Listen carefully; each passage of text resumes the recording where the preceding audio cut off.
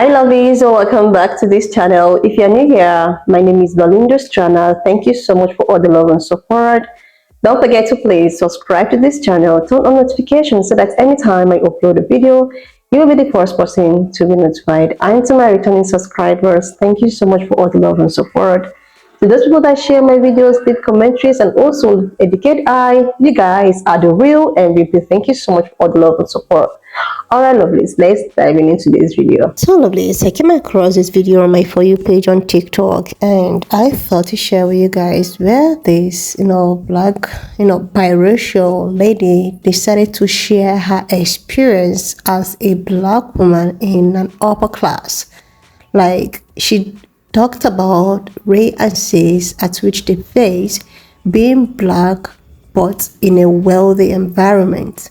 I'm just going to roll her clip as well as some of our other stories I was able to put together in order for you to actually know that Ray and Sis, exist everywhere, even if you're wealthy. So this is actually coming from a wealthy lady who also experienced this. Alright, lovelies, why not just leave me your own thoughts in the comment section of what you think, why I get into it. You don't respect me because I'm a well-behaved black woman with a pointy nose. You respect me because I'm an upper-class black woman with a pointy nose. And that's a distinction people will do everything to avoid making.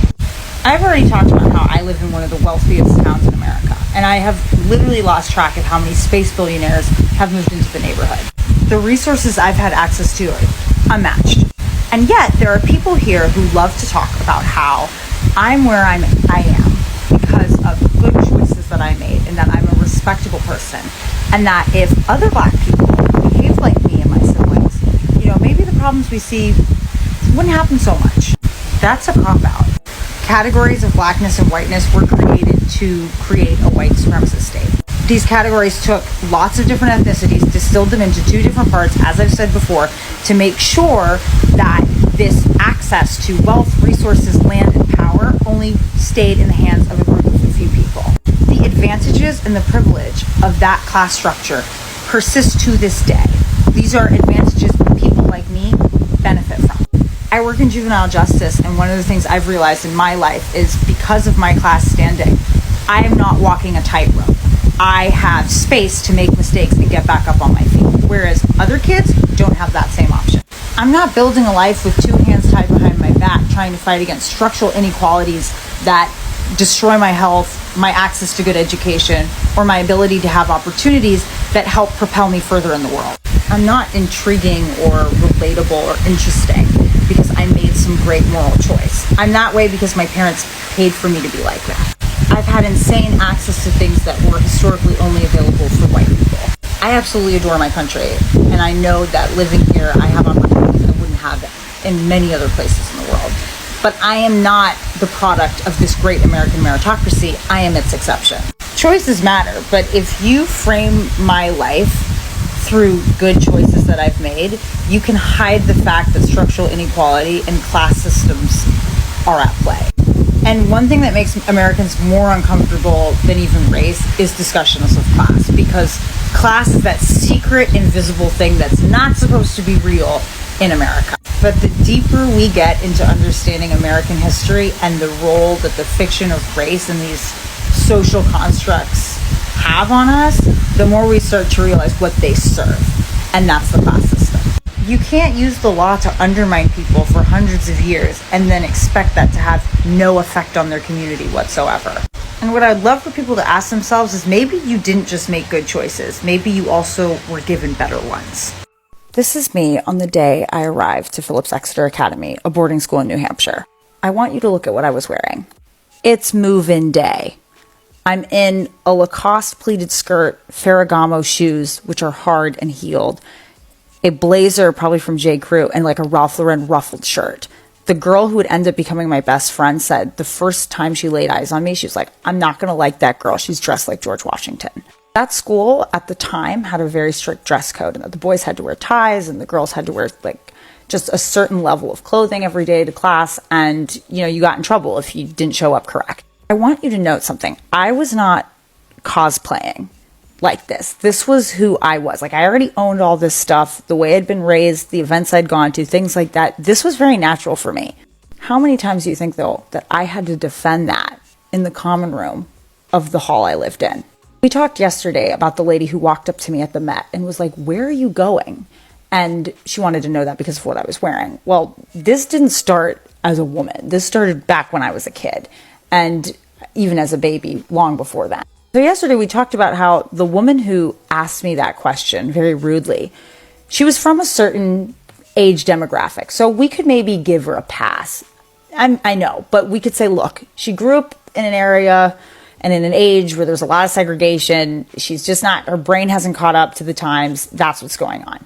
That's not what would happen in the common room of my hall. And I want you to know, my year at Phillips Exeter was one of the best years of my life to this date. I do not care if it sounds like, oh, you peaked in high school. That was a peak. It was a peak year. It's a great school. It was a great place to go. I had great hallmates. I had great classmates. Everything's fine.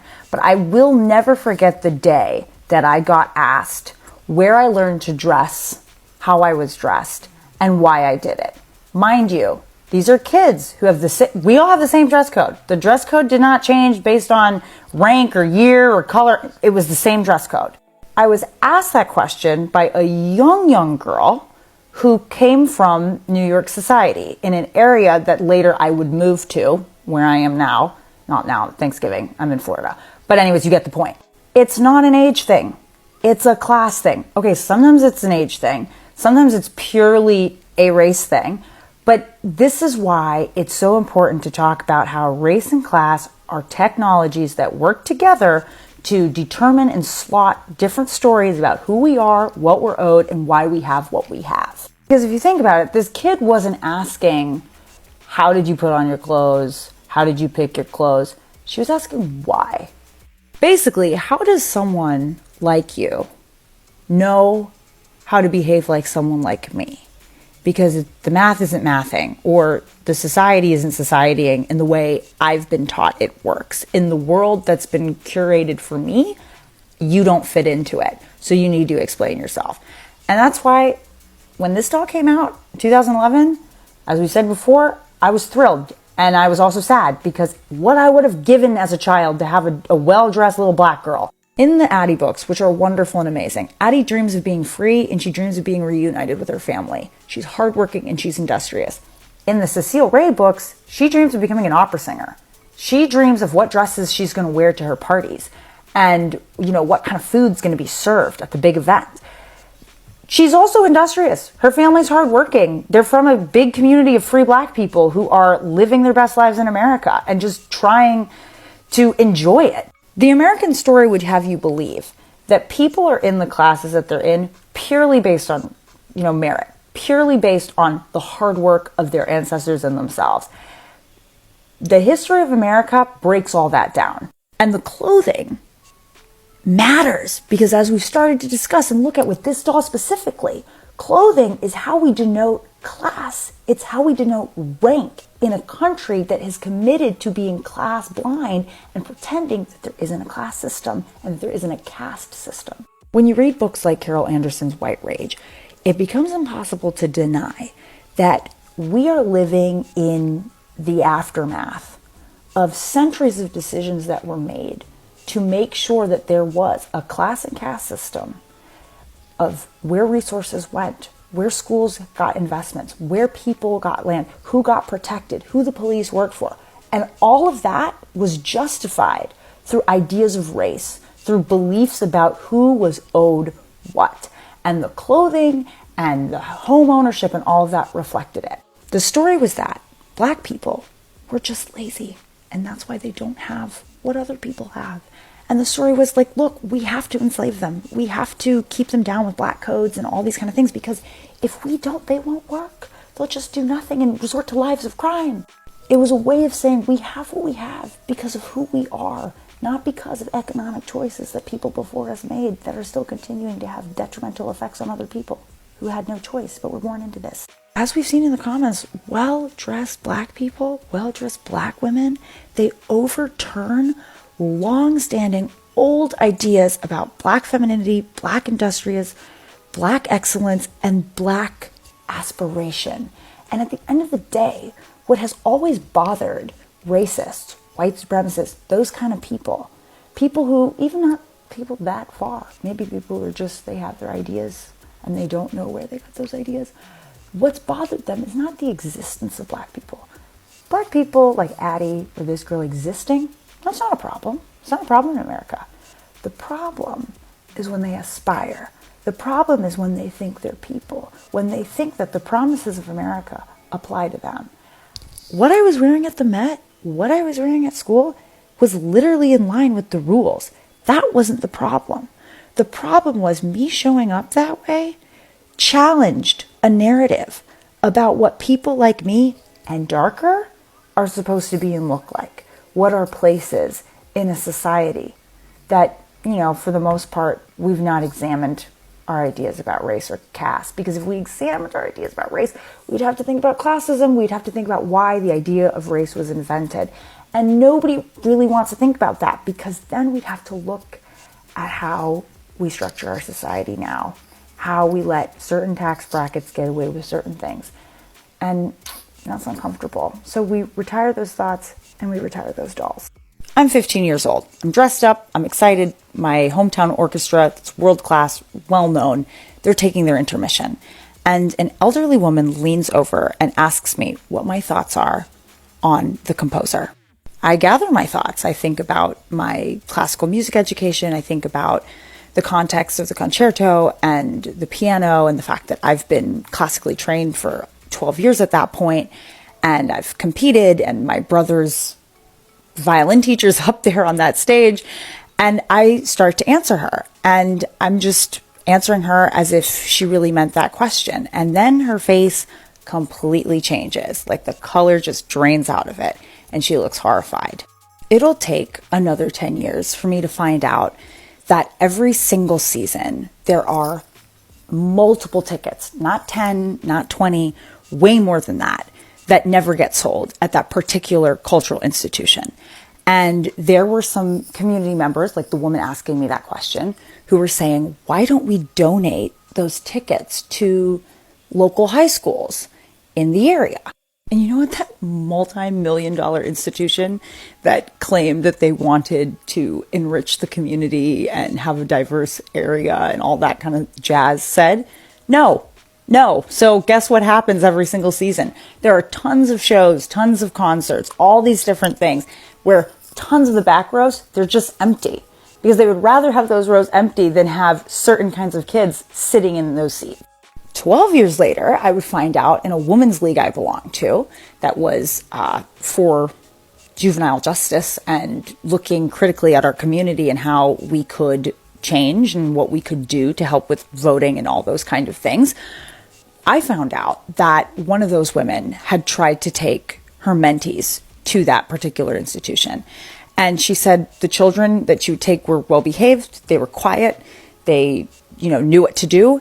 And she still got complaints from fellow community members that the child was noisy and ill-behaved and she shouldn't bring the child back here. And she just was shocked at those accusations because they weren't true. But let's get back to the lady who thought she wanted to start a conversation with me.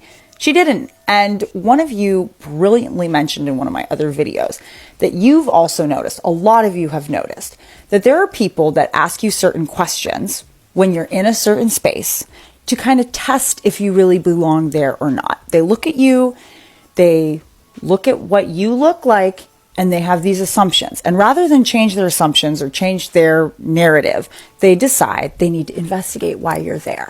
But worse than that, what so many of you have brought up, is that it's actually not even just about sussing out the situation.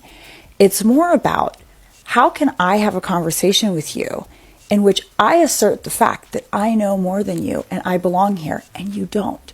And when it is revealed to that individual that you actually do know what you're talking about and that you are part of the cultural conversation, they lose interest real quick in that conversation because they weren't actually interested in a conversation to begin with.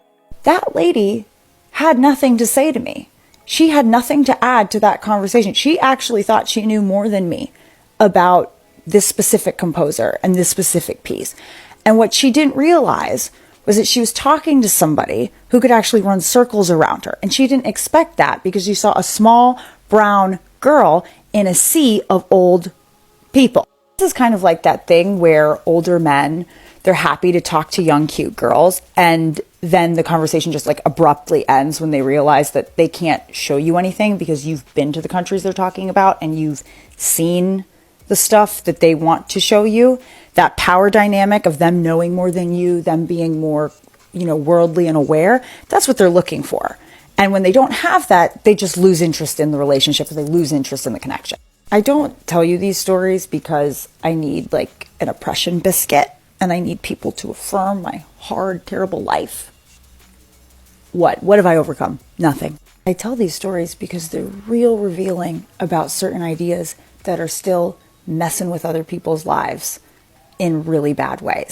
The lie of most American capitalism is that if you just work really hard and you do all the rules and you bow down to the right people, you too can have everything. And once you get there, everything will be fine. You'll have great health care. You'll have a good life. You'll be accepted and no one will treat you badly. Just work harder. People say to me, oh, is it hard assimilating? I didn't assimilate into anything. I was literally born here. I just happened to be in a super privileged position and look like this.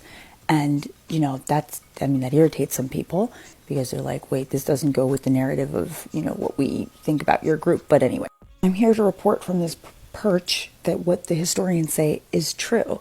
That there are certain kinds of people that will tell you, oh, if black people were just less lazy, if black people just worked harder, then we'd accept them, then we'd be cool with them. And then you show up as you are with your brown or black self, and they still have an issue with you.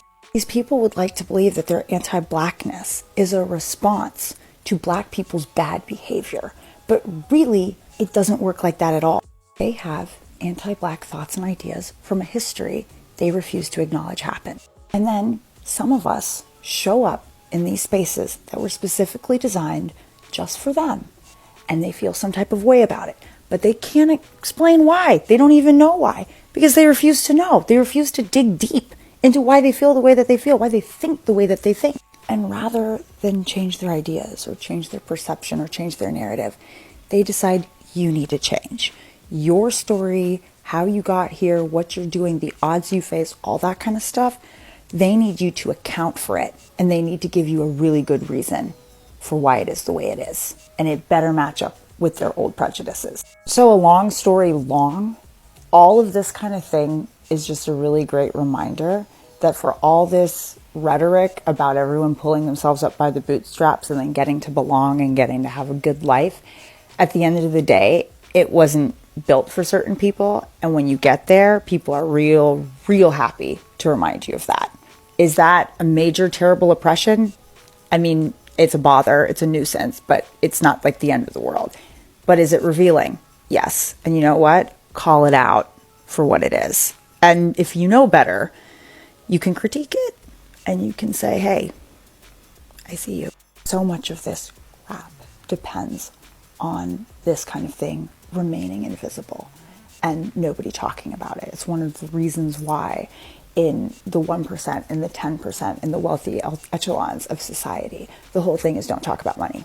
Don't talk about class. It's distasteful. Of course it's distasteful. What it's built on is disgusting. So, there you go. Being Black and upper class has in no way been a persecution for me. It has, however, been a front row seat to a kind of white rage that affects everyone, no matter what social, racial category you slot into in society. This rage flies under the radar. It's made invisible. It's been around for a long time. It runs on the same economic, political playbook that it has since the end of the Civil War, and it's hurting all of you. All of you. Unless you're Jeff Bezos, but that's not you. A very small example of this is a couple of years back, I was all dressed up with black and white cousins. We're all dressed up. There's a good group of us, maybe 12, and we're going to the symphony. This symphony is it's manned by tons of volunteers, right? People who want to help you, people who are excited to see young people come to the symphony. And we get there and I've got my 8 or 9 tickets all connected. And this older white woman, member of my community is doing the scanning.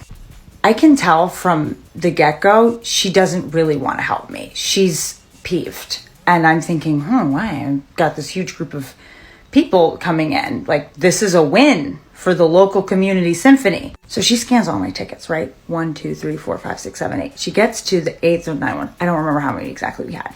It doesn't beep. Now, mind you, I had to pick up these tickets at will call with an ID, with my name. And she knows this because she's a volunteer before I come to her. She scans the last ticket that has the symphony's name on it. I mean, it's got all the official stuff. And she explodes with this quiet anger and this total frustration. Like, she's just like, she knew it. She knew I was a thief. And she loudly, in front of everybody, accuses me basically of stealing a ticket and attaching it to the legitimate tickets, which is how you should do crime. Now, that's a ridiculous thing. We sorted it out. We found out that yes, while she was following the rules as to what to do if, I guess, a thief comes and attaches a fake ticket to a bunch of real tickets, she did not know how to use her scanner properly. But instead of having customer service, instead of thinking about how one should approach this, she responded with the anger that was already inside of her. She'd already assumed and knew that this kind of place was not for people like us. And she didn't want to have to let us in. And if she could get us out on a technicality, on a quiet rule, and she threw up her hands, I can't help you, I can't do anything, she would. That is a very tiny, low stakes example of the work Carol Anderson, as a historian, has done in looking at the documented and demonstrated examples of rulemaking and code making that certain people in higher classes have used to quietly make sure that lower class whites and Black people with wealth cannot get ahead. When Carol Anderson decided to write White Rage, it had come after she had been asked for the Washington Post to write an op-ed in the wake of August 2014 when the Black Lives Matter riots were exploding. Her critique was that we were looking at Black rage. We were looking at physical anger, destruction of property, all those different things. And she was making it very clear in that first essay and then in her book that you can't understand this rage unless you understand the other kind of rage. That's the rage that uses your political power, your legal power, to write laws and little caveats into things to make sure that you undermine the wealth of people believed to be Black, and you make sure that people who are believed to be white, who are in lower classes, never politically come together with those people. Now, who does that cost? It costs the democracy, and it costs all sorts of other classes that aren't in the ruling class. Because what they're doing is you're undermining, as she shows in her book, you're undermining voting rights. You're undermining this ability for the lower classes to look at each other and go, hey, our taxes should be going toward X, Y, and Z. Carol's research, I should say Miss Anderson's research, is an invitation to look at the kind of responses that have legally always existed to the advancement of Black people or the advancement of lower classes coming together and saying, this is how we would like to be treated. She's making it clear that if we don't look at the playbook, we're going to miss it in today's age. It's not something that happened back then. It's something that's happening now. We're going to be looking at this work because there's going to come a point in time when you are trying to rightfully access something that is yours, and you're going to be told that if it is given to you or if you want it, it's probably because you stole it or you shouldn't have it. As a historian, she's making these brilliant connections about how this is an assault on Black middle class, but then you can go out and see it's also the middle class as a whole. It's really important that we contextually understand our history because we're all bound up together, and all of our lives and our pursuit of happiness and liberty, it's connected. And there are reasons that people don't want you to understand that because you become dangerous when you know that. You're less of a victim and you're more of a threat. So I'm excited to read this book. If you've read this book, if you finished it, if you know of any other things of Carol Anderson's that you just really particularly want to look at, please write in the comments. So lovelies, apparently this biracial Black lady has shared with us her experience of being, Black and upper class or Black and wealthy. and I have picked one or two things from what she have actually shared with us today. And there is one thing I have actually gotten from all of her experience. The one thing I picked is that she often talk about how pink colored people respect her. Some pink colored people respect her and often tell her how she is well behaved as a black woman. They often compare her with other black women, some of them, and often tell her about her behavior, her character, and how they respect her, the way she carry herself, and move around and all of that. Like her page is just all of those stuffs, and how she was able to navigate being a black person in an upper class or a wealthy environment, or anything you can call it. Now she is now realizing that these pan-colored people who often walk towards her and try to compliment her and all of that, she realized that they do not actually respect her because she is a black woman with a pointed nose and all of that. They only try to give her some credit because they feel that she is upper class, or she is in a wealthy dominated area. So because of that, they treat her a little bit, compared to how what it is. And to her, she sees this as being to, so you are actually trying to treat me in a different way because you know that, okay, I am in a certain stage in life, maybe better than a pan-colored person. So you want to treat me in a sort of way because of my wealth, or because of my, because of where the level I am. So you are probably, talking to me in a respectful manner, treating me in a respectful manner, or because you see what I carry, maybe the grace I carry. Let's just assume that maybe you saw me in a ghetto, or how it is. If you are actually going to speak with me and comment me this way. So that was where she now made a statement that you respect me not because I am a black woman. You respect me, because I am an upper class. And this is actually applicable to all of the celebrities that we have today. A lot of, celebrities are in these shoes. Let's talk about all of them, like black celebrities.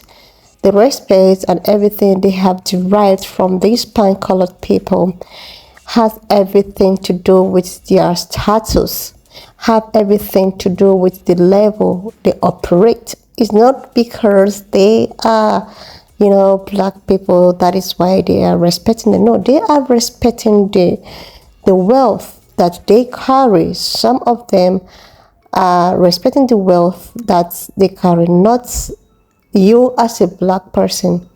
They are not respecting you or trying to talk to you in some kind of a respectful manner, or because you are a black person with the melanin and all of that. No, they are doing that because of the wealth you carry. And there is a difference between these two. A pan-colored person will still be treated better even if this pan-colored person is poor or rich. But in terms of black people, you are most likely going to be treated a little bit better if you are financially, or if you're wealthy, if you're upper class. But you as a black person in a lower class will be treated lesser, compared to a pan-colored person in a lower class. So these are two different things. So in the other hand, a black person, upper class, wealthy, living in a dominant, great, upper class area will be treated more respectfully, will be giving more attention, and try they might come give you some kind of compliment that, oh my god, you are so different from the other black people that I used to know, they're so rude, blah blah blah blah blah. They're just giving you those compliments and all of that because of the wealth you carry. But the same respect they give these pan-colored people that is of lower class is the same respect they will still give the ones of the middle class and all of that. Now she talked about white rage. This white range is also applicable to the black, wealthy in a high class environment and all of that. So this black range of a thing is that most of these pan-colored people who do not expect that a certain group of people can actually ascertain a level in life. Let's take for instance all of the celebrities and all of that, or maybe most of these wealthy people, or let's just use this lady as an example. They tend to have this range inside of them when they see that black people are getting to a level of maybe a level that they are even lower than. Like when a black person is successful and is even more successful than a pan-colored person, this pan-colored person develop this white range. Like they try to get offended, and when a particular group of people have been really subjected not to go higher, or not to go high in life, to only maintain a particular level created by a government, and these pan-colored and these black people often prove so many people wrong by ascertaining a very high upper class level. It makes these pan-colored people to feel some type of way. It makes them develop the white range, the anger, jealousy and all of that, because they do not expect somebody of that category to ascertain a certain level in life. So when they see you, they become so angry, so agitated. Like there is this popular celebrity that was just trending on how a security officer treated her because of the way she dressed and all of that. Like it's something that actually trended. So they see you as a threat, they see you as someone who is undeserving to have a certain position, and they keep on trying to make some research on how you actually acquire such wealth or such such things. I have seen so many social experiments, curves versus black people. When they see a black person in a certain area or a certain neighborhood which maybe comprises of influential or rich or upper class people, they tend to arrest this black person because they feel that, okay, this black person is not supposed to be here because you are supposed to be in the hood. Your category is not meant to be here. You are meant to be in the hood. So you as a black person living in the hood that is meant for upper class, that is meant for people of integrity, and you actually claim to be living in this particular hood, makes them like, how were you able to do that? How were you able to scale through? Like, how was it possible for you to be able to afford living here? So it gives them this white range, anger, and try to make everything possible for you to be lower them. They don't feel comfortable anytime black people are on top of it. There is a video I actually stitched regarding this. This lady was actually a black lady. I think she's a single mom or something. So she was living in this neighborhood that is dominated with white people. It's a very rich neighborhood. So one day she was just going home, and they locked her out from the neighborhood in the, claiming that she was not supposed to be living here. Her type is not supposed to be living here. They questioned her identity. How was she able to but the same thing cannot be done to a pan-colored person, because they believe that a pan-colored person automatically you have the privilege to live in any way you want to live. But you as a black person, you're always questioned. You always asked, where are you coming from? Are you sure you're living here? Can I see your ID? Or blah, blah, blah, every other thing in between, because they have seen that the system have made it possible, like desegregation. I made it possible for, black people to live in a particular area, while pan-colored people are expected to live in a particular area without any kind of forms of, questioning. So these things are two things. The other one is that they will just give you a certain level of respect, not because of the wealth you acquire, but in that respect, they are still angry that you were able to have such wealth. This is pan-colored people for you. And I was, very happy when I came across this lady sharing her own personal experience, for us to understand more what it feels like, in an upper class and all of that, and living that kind of life. Anyways, lovelies, if you are in the state category, you can actually, still give us so many details down there, because we actually want to know. Leave us your thoughts in the comment section of what you think of this video. And do not forget that we do not support any form of bullying, harassment, or whatsoever. We're just here for educational, informative, purposes. So please subscribe to this channel, leave your thought in the comment section, and I will see you lovelies when I upload the next one. What up to this extent, thank you so much for all the love and support. Why not just leave me your own thoughts in the comment section of what you think of this video. And do not forget that we do not support any form of bullying, harassment, or whatsoever. We're just here for educational purposes. So please share this video, subscribe to this channel if you're yet to do that, and I will see you lovelies when I upload the next one.